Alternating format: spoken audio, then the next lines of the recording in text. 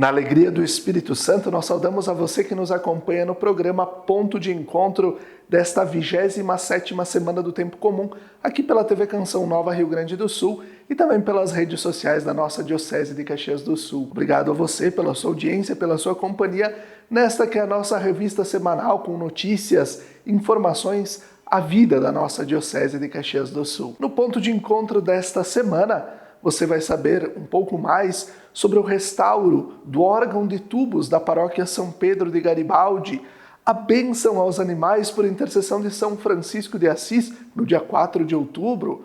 Nós vamos falar também sobre o encontro da Pastoral da Comunicação, uma escuta que está acontecendo nas diferentes regiões de pastoral. Nós vamos falar também sobre o dia de oração e jejum pela paz, convocado pelo Papa Francisco, a 83ª Romaria de Nossa Senhora Aparecida, no Vicariato de Nova Prata. E além disso, você vai acompanhar o convite do Padre Luciano Dalmolin para o 8º Encontro Diocesano de Coroinhas. E o nosso programa Razões da Fé, que você já conhece, e toda semana nós trazemos um fragmento aqui para você, vai nos ajudar a percorrer o início do processo da Conferência de Aparecida. A paróquia São Pedro do município de Garibaldi está restaurando seu órgão de tubos datado da década de 1950. A PASCOM da paróquia São Pedro de Garibaldi preparou uma matéria especial para você. A paróquia São Pedro vem planejando desde o último ano o restauro do órgão de tubos da Igreja Matriz. Com isso, no último mês, iniciaram os trabalhos de retirada de partes do equipamento para a realização do serviço que tem por objetivo recuperar e otimizar o funcionamento do órgão. A reforma, com previsão de conclusão para agosto de 2025, deverá manter o estilo e disposição original, apenas com nova mesa de comando fabricada pela empresa do Grupo Bom, localizada na cidade de Novo Hamburgo. O pároco Frei Edson Sequim ressalta a importância cultural e espiritual deste projeto para a comunidade. Irmãos e irmãs, chego até vocês com grande alegria para partilhar com vocês esse belíssimo projeto que nós temos de restauro do órgão de tubos aqui da nossa Igreja Matriz, da nossa paróquia aqui São Pedro, que tem um objetivo muito especial. O objetivo dessa restauração é exatamente proporcionar ao nosso povo aqui da nossa paróquia, como também o povo que nos visita em vários momentos, eles também ter essa preciosidade de escutar, de rezar através do som do nosso órgão de tubos. E esse objetivo é especial porque é um instrumento de muitos anos que nós temos aqui em nossa paróquia e exatamente ele quer nos ajudar, nos aproximar através da música, através da canção, através dos cantos, nos aproximar da oração e principalmente da presença de Jesus Cristo em nossas celebrações e outros momentos, né? Com esse objetivo, com certeza, a gente já sente hoje a grande aprovação de toda a nossa paróquia, com o apoio exatamente para nós restaurarmos esse órgão de tubos, né?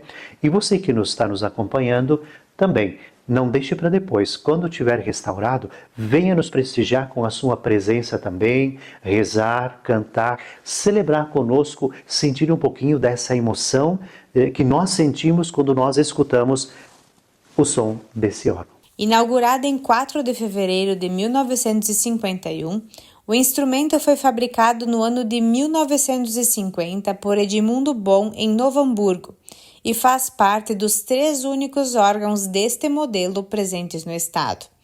Dentre os membros da equipe responsável pelo restauro do equipamento está o neto de Edmundo Bom, que fala sobre a emoção em dar continuidade na história do seu avô. Olá, meu nome é Fábio Bom, sou engenheiro eletrônico.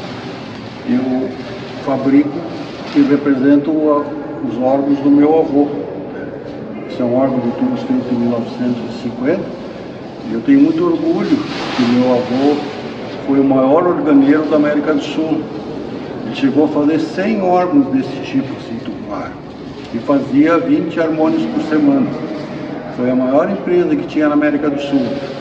Então isso me deixa muito orgulhoso. Eu sou o último dos pontos e continua trabalhando com órgão eletrônico e órgão tubular, só que sistema mais moderno. Na sexta-feira, dia 4 de outubro, dia de São Francisco de Assis, diversas paróquias realizaram a bênção dos animais, a bênção dos pets. E a paróquia Imaculada Conceição aqui de Caxias do Sul preparou um material para você. No dia de São Francisco de Assis, a paróquia Imaculada Conceição de Caxias do Sul promoveu a tradicional bênção aos animais. Um momento especial para reconhecer e agradecer pela presença desses queridos companheiros na vida de cada tutor. Centenas de pessoas passaram pela igreja localizada no bairro Rio Branco, acompanhadas das mais diferentes espécies de animais. Essa tradição busca recordar os princípios franciscanos de fraternidade universal e do papel de cada um nos cuidados com o meio ambiente, com a sustentabilidade e com todas as obras da criação de Deus. Todos os anos, por ocasião da festa de São Francisco de Assis, nós realizamos na Paróquia Imaculada Conceição de Caxias do Sul a bênção dos animais. Um momento muito especial, principalmente na história que estamos vivendo, despertar o amor ao meio ambiente, à obra da criação, é praticamente um dever, uma missão franciscana. Foi muito bonito perceber a presença de tantas pessoas com os seus animaizinhos de estimação, as crianças principalmente. Por isso, esse dia de São Francisco é sempre muito, muito especial. Nos recorda o quanto a fraternidade universal é possível e o quanto ela precisa ser exercitada. Francisco de Assis, uma inspiração para todos os tempos. Paz e bem.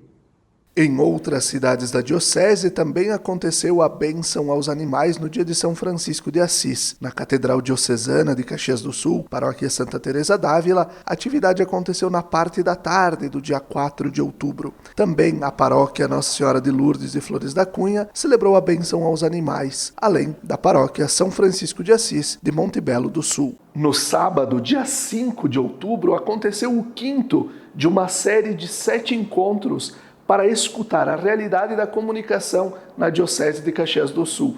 Este encontro aconteceu na cidade de Carlos Barbosa, região pastoral de Garibaldi. Mais de 20 pessoas das paróquias Nossa Senhora Mãe de Deus e Nossa Senhora das Graças de Arco Verde, ambas de Carlos Barbosa, São Pedro e São Marcos de Marcorama, ambas de Garibaldi, participaram do encontro de comunicadores da região pastoral de Garibaldi. A atividade foi a quinta de uma série de 7 encontros com os referenciais da comunicação das paróquias da Diocese de Caxias do Sul. O encontro aconteceu no sábado, 5 de outubro, no Centro Cultural Mãe de Deus, em Carlos Barbosa, com a participação do coordenador da região de pastoral, Padre Luiz Carlos Conce. Uma das prioridades da Pastoral da Comunicação da Diocese de Caxias do Sul é a escuta, para poder, em comunhão com a Diocese e com a CNBB, organizar o planejamento pastoral para os próximos anos. De agosto a dezembro deste ano, a equipe diocesana está realizando os encontros de comunicadores nas 6 regiões de pastoral e no Vicariato de Nova Prata. Em Carlos Barbosa, após rezarem com o texto bíblico de Lucas, que recorda o nascimento do Senhor e o anúncio dos anjos aos pastores, todos puderam se apresentar e contar um pouco da realidade da comunicação em suas paróquias. Na segunda parte da manhã, foi apresentado o Guia do Comunicador Católico, material desenvolvido pela equipe diocesana para ajudar os referenciais da PASCOM a organizarem a pastoral da comunicação nas suas realidades paroquiais e facilitar a capilarização da ação pastoral nas diferentes realidades. Acompanhar esse momento de formação da PASCOM a nível regional, da região pastoral de Garibaldi, mas também acompanhando a nível diocesano.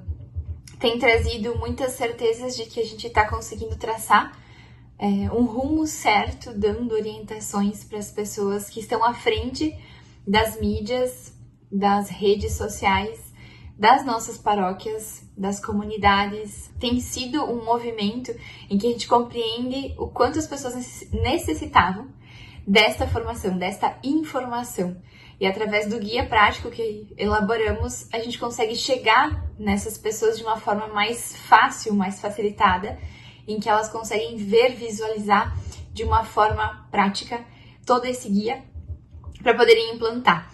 E também foi uma oportunidade de entender e compreender como está cada paróquia, como avançou cada paróquia na comunicação. Acho que para todos o starting disso foi a pandemia, onde foi necessário transmitir as missas e fazer comunicações online. Algumas já tinham a Pascom através da comunicação que se insere no rádio, a grande maioria das comunidades, das paróquias, mas o Instagram ainda tem vindo aos pouquinhos, algumas paróquias têm. E a gente compreende, então, que existe uma síntese em que a gente precisa muito poder ir ao encontro dessas pessoas, algo que é simples, mas que elas constroem, que elas buscam, e que a gente fica muito feliz em poder ajudar e ver que todas estão conseguindo evoluir nesse patamar da comunicação. É uma grande alegria poder ver e vivenciar todo esse processo e também ajudar a construir o conhecimento dentro dessas pessoas leigas, voluntárias, para estarem fazendo parte da Pascom, da comunicação de toda a diocese. Entre os dias 3 e 12 de outubro, a paróquia São João Batista e Santuário de Nossa Senhora Aparecida, em Nova Prata, celebra a 83ª Romaria de Nossa Senhora Aparecida. Confira. A paróquia São João Batista e Santuário Nossa Senhora Aparecida, sede do Vicariato de Nova Prata, está celebrando a 83ª Romaria em honra à padroeira do Brasil. Com o lema Mãe Aparecida, acolhei-nos como peregrinos da esperança, a programação da novena iniciou na quinta-feira, dia 3 de outubro. O bispo diocesano de Caxias do Sul, Dom José Gislon, acompanhou a procissão luminosa pelas ruas centrais da cidade e presidiu a Eucaristia. Diversas casas, apartamentos e espaços comerciais enfeitaram janelas e vitrines como sinal de acolhida e festa na passagem da procissão. A novena segue até 11 de outubro com momentos diários de oração, terço e missas. No dia 12, solenidade de Nossa Senhora Aparecida, a paróquia celebra o ponto alto da 83ª Romaria, com terço às 7 da manhã e missas às 8, 3 da tarde e 6 da tarde. E assim nós vamos concluindo o primeiro bloco do nosso programa Ponto de Encontro desta 27ª Semana do Tempo Comum. Fique com a gente, até daqui a pouco.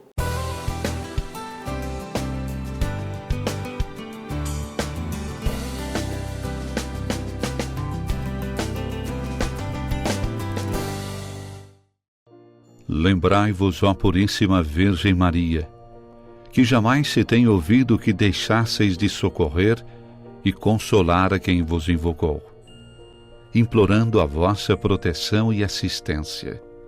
Assim, pois, animado com igual confiança, como a Mãe Amantíssima, ó Virgem das Virgens, a vós recorro, de vós me valho, gemendo sob o peso de meus pecados, humildemente me prostro a vossos pés.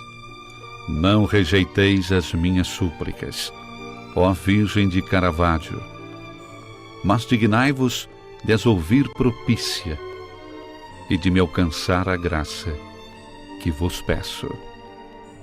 Amém.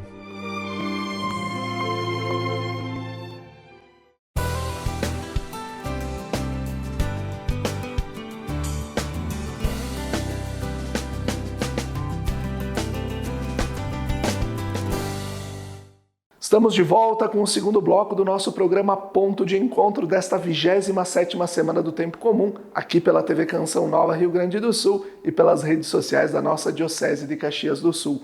Obrigado a você pela sua audiência e pela sua companhia. Dia 7 de outubro, o Papa Francisco convocou toda a comunidade para um dia de jejum e oração pela paz no Oriente Médio, pela paz no mundo, mas sobretudo no Oriente Médio. E diversas paróquias da nossa diocese realizaram algumas atividades, momentos de oração. Confira. Diversas paróquias da Diocese de Caxias do Sul realizaram momentos de oração, adoração ao Santíssimo, o terço e a própria celebração da Eucaristia em oração com o Papa Francisco pela paz no Oriente Médio. O Sumo Pontífice convocou toda a Igreja, toda a sociedade, para que fizesse no dia 7 de outubro, segunda-feira, dia de Nossa Senhora do Rosário, também em memória de um ano do início dos ataques do Hamas a Israel, um dia de oração e jejum pela paz. Na paróquia Cristo Rei de Bento Gonçalves, mais de 100 pessoas se reuniram para um momento de adoração ao Santíssimo Sacramento, o ato penitencial diante de Jesus na Eucaristia e também a oração do Santo Rosário. O padre Luciano Dalmolin, coordenador da Pastoral Vocacional da nossa Diocese de Caxias do Sul, tem um recado para você, que é responsável, que é pai, que é mãe, que é coordenador da Pastoral dos Coroinhas nas paróquias da nossa Diocese. Confira. Queridos coroinhas e acólitos da nossa Diocese de Caxias do Sul, estamos passando para convidar a todos para o nosso 8º encontro diocesano de coroinhas e acólitos, que será no dia 19 de outubro, aqui no Seminário Nossa Senhora Aparecida, em Caxias do Sul, iniciando às 9 horas da manhã e concluindo às 4h30. Nós convidamos para que todos vocês possam trazer as suas vestes de coroinha, de acólito e participar com alegria deste nosso encontro que reúne jovens, adolescentes de muitas paróquias da nossa diocese. Nós pedimos que para a participação cada um possa contribuir com um valor de R$10 a ser pago, no dia do encontro, no início do encontro, em dinheiro ou Pix. Nós serviremos o almoço, por isso não é necessário trazer lanche. Esperamos você. Dando sequência ao caminho formativo que estamos realizando nos últimos meses sobre as conferências gerais dos bispos da América Latina e do Caribe, chegou a vez de aprendermos um pouco mais sobre a Conferência de Aparecida, realizada em 2007. Qual foi o contexto, Padre Leonardo, qual o contexto histórico e social da América Latina na Conferência de Aparecida no ano de 2007? Ok.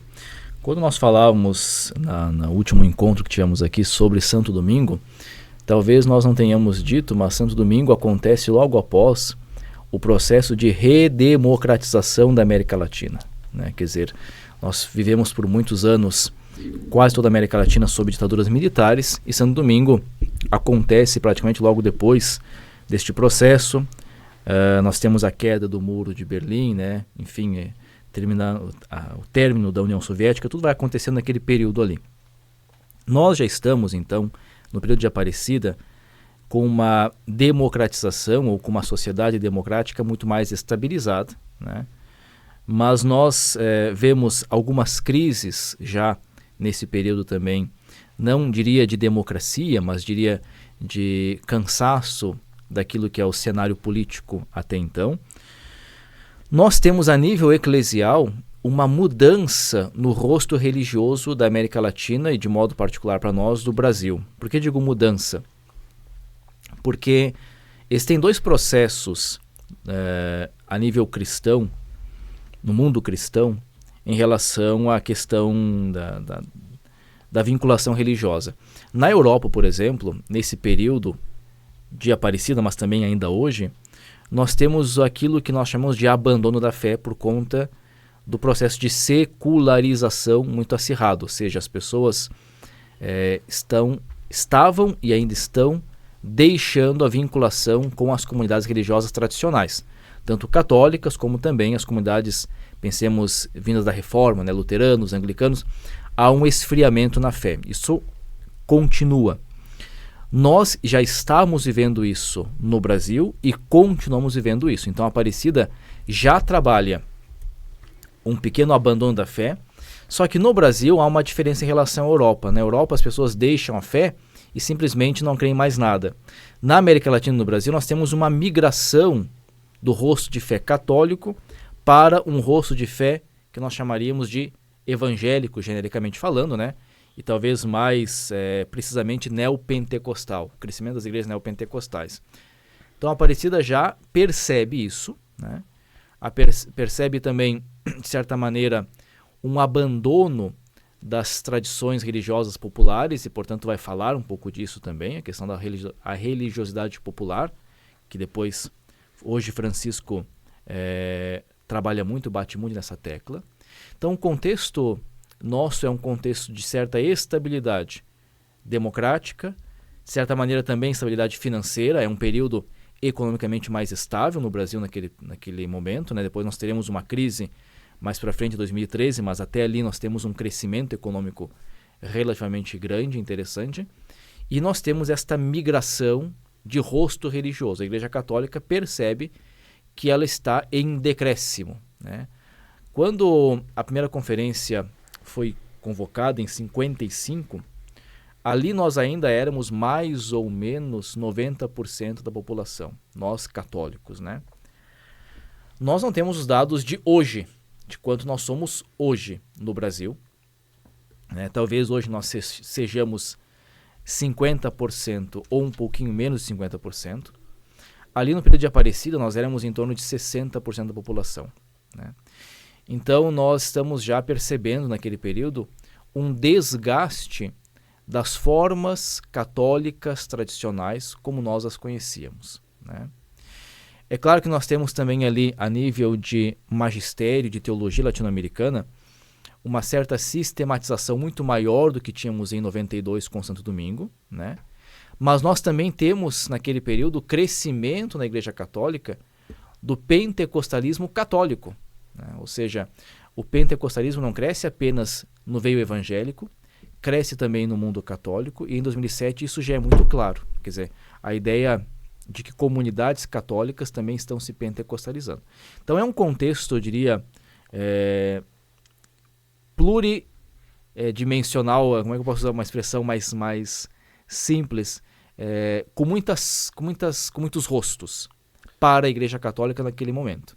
E a Igreja tem que enfrentar esse contexto, recordando que ela não é mais uma expressão única ou majoritária na realidade brasileira e latino-americana, e também não é mais uma expressão uniforme.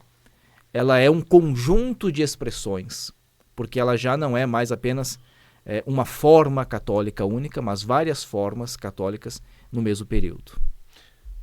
Gabriel, qual a importância da participação do Papa Bento XVI e do Cardeal Bergoglio, hoje Papa Francisco, na Conferência de Aparecida em 2007? Perfeito. Na época, o Cardeal Bergoglio, né, o Papa Francisco, ele foi o redator do documento final. Então, isso vai ter um impacto muito grande também para o seu pontificado depois, né, como vamos ver.